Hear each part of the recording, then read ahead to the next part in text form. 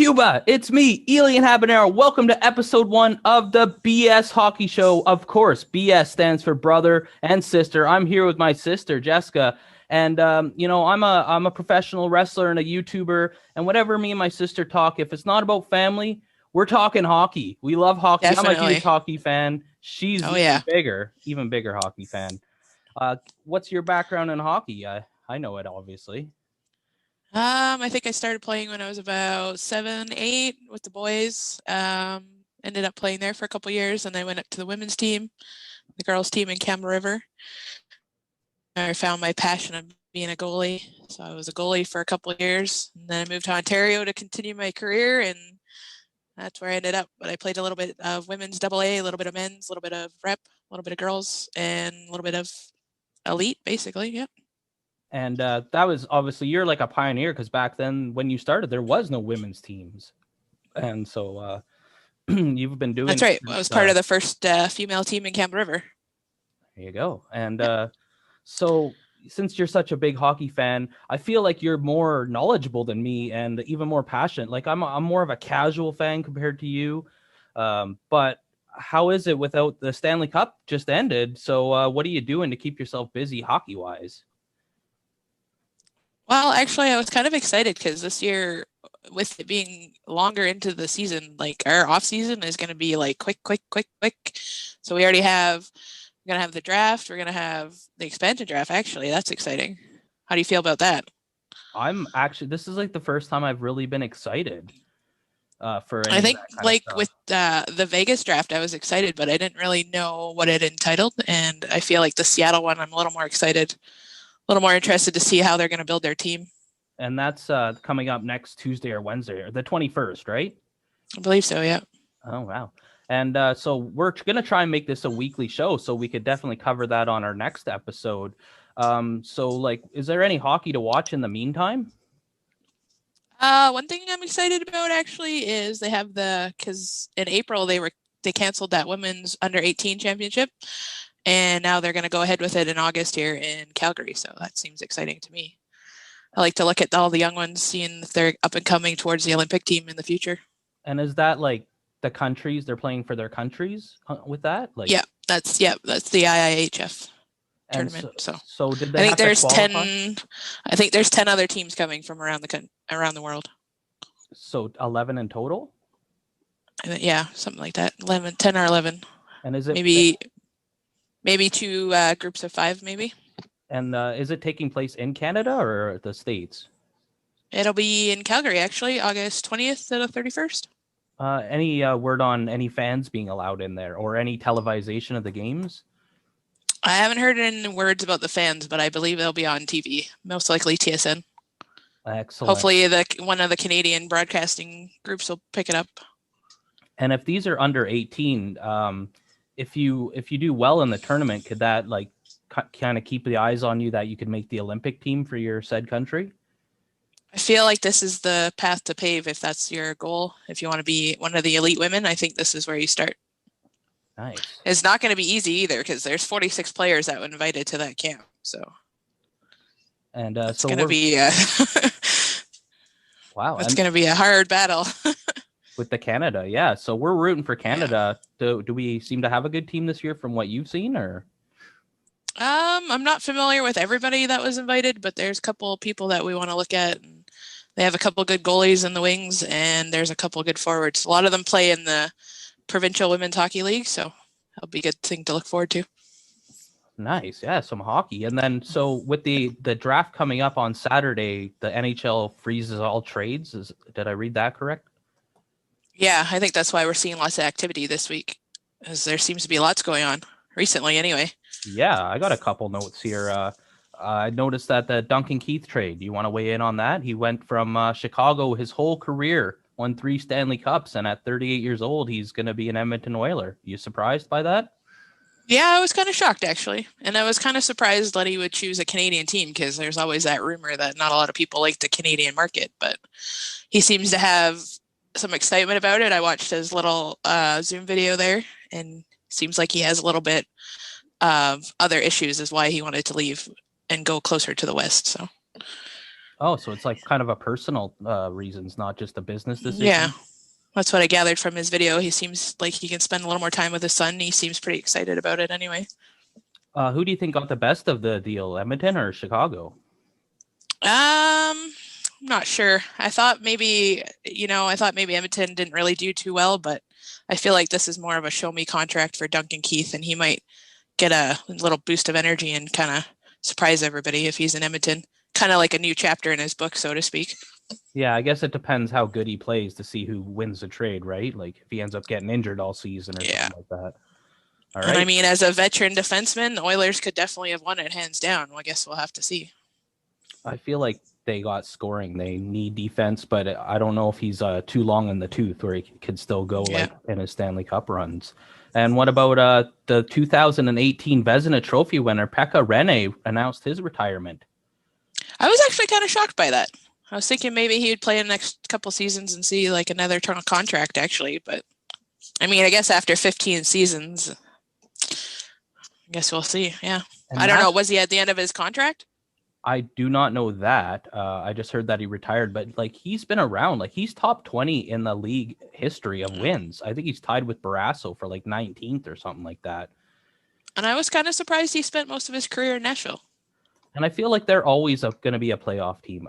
Maybe not now, and I don't know their goalie situation going forward, but like that's got to be weird for them. Yeah, I think it's going to be a huge loss for the Predators, definitely. Well, right before the expansion draft, so now they got to do they pick a different goalie to put up, or is that good for them because their number 2 goalie is now their number 1, so he won't be on the chopping block? But they're not even really in rebuild mode, so it's kind of a shocker. So they might have a struggle for a couple of years rebuilding their back end. Absolutely. Your goalies. You kind of feel like as Seattle that you're like a kid in a candy store though, because you have so many great players this year to choose from. Like I feel like it's going to be a very hard decision for Seattle. Oh, it's going to be so fun. It's like those video game simulation things where you can pick your teams. But are you surprised there was a few trades before the expansion draft, or did you think that teams would wait and see kind of where their chips fall before they'd made moves? I don't know, really. I think maybe some teams might have had an idea in mind, and this is all maybe part of their pieces to get to the end goal, but it's kind of an interesting year. Like, as a GM, I wouldn't want to be in that position. Like, who do you protect? Who do you let up and hope maybe they don't take them? Like, it could be a good thing or a bad thing. It's a gamble for sure. And for almost every team involved, too. Even Seattle, because just because you have good players or you're choosing these people doesn't mean you're going to gel as a team, as a hockey team, and be winning. So I'm not too familiar with it, but they're allowed to protect a certain amount of players, and then the rest of them, they have to put them up, and Seattle can choose what they want. That's right, yep. And then there's a little more rules to it, like if you're entry-level contract, you're protected, little things like that. There's quite a few rules involved, but essentially they get to protect 7 to 8 skaters. So can Seattle take like 8 players from one team and 0 players from another team, or is there like... They have to select one from each team, as far as I know. Like each NHL team. That's how they build their team. Other than Vegas. I believe that Vegas is exempt. Why? Just because they're too new of a franchise, or? I feel like that was the reasoning, yeah. But that causes some controversy in the NHL world with Gary Bettman and his favorite Vegas team, so we'll see. Yes. That's the reason or not. What else I'm excited about it. Yeah, and it's coming up in a week, and then after like a week after that is the actual draft, is it not? That's right, yep. Well, it'll be a quick, and then I even know like even Canucks have got their first game scheduled against Seattle. So yeah, the September 29th or something. So does that mean it's starting in October this year, like as it used to do in the past? Everything I've read is that we're supposed to start on time and everything's supposed to be back to normal. Divisions. Oh, even I think is Arizona's the team moving over, I believe, is they not? I don't know how that works, but it's going to be 32 now, so 16 in the conference, 8 and 8 in the divisions. Seattle joins the Pacific. Perhaps. With Vegas and Vancouver, and yeah, so that'll be interesting. So there's no North Division, like they're planning on traveling across the borders and that kind of stuff by October. Right, yep. He's hoping for a regular season. And usually every year they kind of add any rule changes or tweak the rules a bit. Anything that you can predict as far as that, like, or do you think they will make zero changes this year?